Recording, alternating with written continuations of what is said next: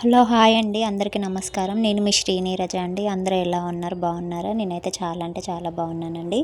ఈరోజు అయితే home made ఇంట్లోనే చికెన్ పకోడా అయితే చేశానండి. చాలా అంటే చాలా బాగా కుదిరింది. టేస్ట్ అయితే చాలా అంటే చాలా బాగుంది.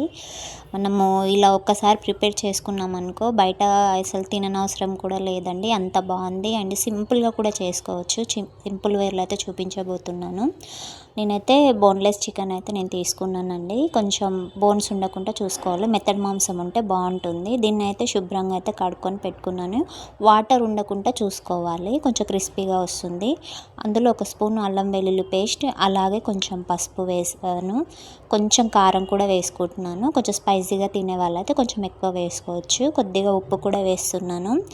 మనకు ఫుడ్ కలర్ కావాలంటే ఫుడ్ కలర్ కూడా వేసుకోవచ్చు అండి, కానీ నేను వేయట్లేదు, నార్మల్గా చేసుకుంటున్నాను. ధనియాల పొడి ఒక స్పూన్ వేసాను. కొంచెం గరం మసాలా, కొద్దిగా ఒక 2 స్పూన్ల ఆయిల్ అయితే వేస్తున్నాను, టీ స్పూన్స్. ఎందుకంటే కొంచెం మనకు ఆయిల్ పీల్చకుండా ఉంటుంది. నేను కొంచెం కొద్దిగా కరివేపాకు కూడా వేసుకుంటున్నాను. కుదిరితే ఇక్కడ పచ్చిమిరపకాయలు కూడా వేసుకోవచ్చు. నేనైతే ప్రస్తుతానికి వేయట్లేదు. ఇప్పుడైతే ఒక 2 స్పూన్లు అయితే శనగపిండి అయితే వేసుకుంటున్నానండి. ఒకవేళ మీకు శనగపిండి వద్దు అనుకుంటే ఈ ప్లేస్లో కార్న్ఫ్లోర్ కూడా వేసుకోవచ్చు. కాకపోతే కొంచెం బజ్జీల ఫ్లేవర్ రావాలన్నట్టుగా నేను అది వాడుతున్నాను. అలాగే నేను ఒక 2 స్పూన్ల రైస్ ఫ్లోర్ అయితే వేసుకుంటున్నాను, బియ్యం పిండి. ఇది ఎందుకు వేస్తున్నామంటే కొంచెం పొడి పొడిగా వస్తుంది, అలాగే ఆయిల్ కూడా పీల్చదన్నమాట. దానికోసం మనం ఒక 2 స్పూన్ల బియ్యం పిండి వేసుకుంటున్నాము. ఇప్పుడైతే ఒక సగం చెక్క నిమ్మకాయ అయితే పిండుకుంటున్నాను. ఇప్పుడైతే టోటల్గా అన్నీ మిక్స్ చేసుకుంటున్నాం. చాలు ఇంతవరకు. ఇక్కడైతే మనం వాటర్ అయితే ఏం వేయట్లేదండి. చికెన్లో ఆల్రెడీ కొంచెం వాటర్ క్వాంటిటీ అనేది ఉంటుంది కదా, దాంతో కలిపేసుకుంటున్నాను. నాకైతే ఏం పట్టడం లేదు. ఒకవేళ మీకు వాటర్ కావాలనిపిస్తే పోయకూడదండి, జస్ట్ ఇట్లా చల్లుకుంటూ కలుపుకుంటూ ఉండాలి. పకోడీ చేయాలి అనుకున్నప్పుడు మనకు పొడి పొడిగా ఉండాలి. ఎప్పుడైనా బజ్జీలైనా కూడా, ఆనియన్ పకోడీ అయినా ఏదైనా కూడా. కాబట్టి మనకు పొడి పొడిగా క్రిస్పీగా రావాలంటే వాటర్ క్వాంటిటీ అనేది చాలా తక్కువగా ఉండాలి. మీకు ఒకవేళ కుదురుతనేమో డైరెక్ట్గా వేసుకోవచ్చు. టైం ఉంటేనేమో ఒక 15 మినిట్స్ అన్నా అట్లా పక్కకు పెట్టేసేయండి. మంచిగా మ్యారినేట్ అయిందనుకో ఇంకా బాగుంటుంది. నేనైతే ఒక 15 మినిట్స్ తర్వాత అయితే చూపిస్తున్నాను. వేడి వేడి ఆయిల్లో అయితే చికెన్ పకోడీ అయితే వేసుకుంటున్నాను.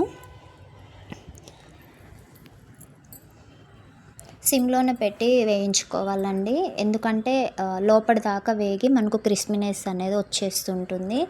హై ఫ్లేమ్లో పెట్టామనుకో లోపట సరిగా ఉడకక అది క్రిస్పీగా ఉండకుండా మెత్తగా ఉంటుంది. కాకపోతే కొంచెం ఓపిక చేసుకుంటే బాగుంటుంది. క్రిస్పీగా చాలా టేస్టీగా ఉంటుంది. మనం ఇందులో అన్నీ వేసాం కదా.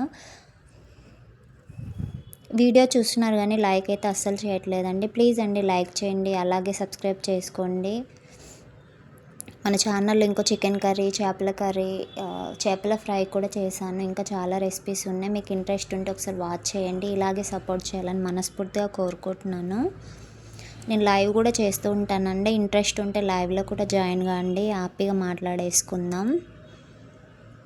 నేనైతే సిమ్లో పెట్టి అయితే చక్కగా వేయించుకుంటున్నానండి.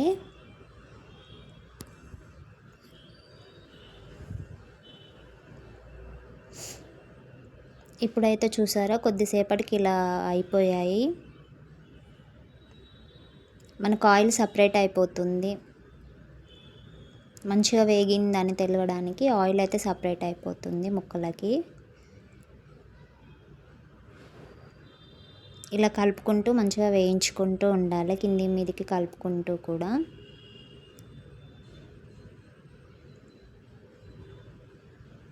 ఇప్పుడైతే తీసేద్దాం అనుకుంటున్నానండి. చాలు గోల్డెన్ కలర్ వచ్చేసినాయి కనుక మనకి క్రిస్పీగా వచ్చినట్టు చూసారు కదా.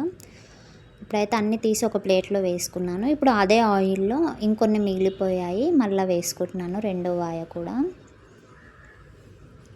సేమ్ ప్రాసెస్, సిమ్లో పెట్టి వేయించుకుంటే సరిపోతుంది అంతే. ఈవినింగ్ టైంలో కానీ పిల్లలకి స్నాక్స్గా ఇవ్వాలి కానీ సూపర్ టేస్టీగా ఉంటుంది అసలు. ఇవి కూడా తీసి ఒక ప్లేట్లో అయితే వేసేసుకుంటున్నానండి. చూసారు కదా ఎంత క్రిస్పీగా వచ్చాయో, చూస్తుంటేనే అర్థమవుతుంది కదా. చాలా అంటే చాలా బాగా కుదిరాయి. చూసారు కదా ఎంత బాగున్నాయో. అచ్చం బయటలాగానే కనిపిస్తున్నాయి కదా. టేస్ట్ అయితే చాలా బాగుంటుంది. నేను ఇందులో అయితే ఫుడ్ కలర్ అయితే ఎక్కడా వేయలేదు, మీకు చూడగానే అర్థమైంది అనుకుంటా.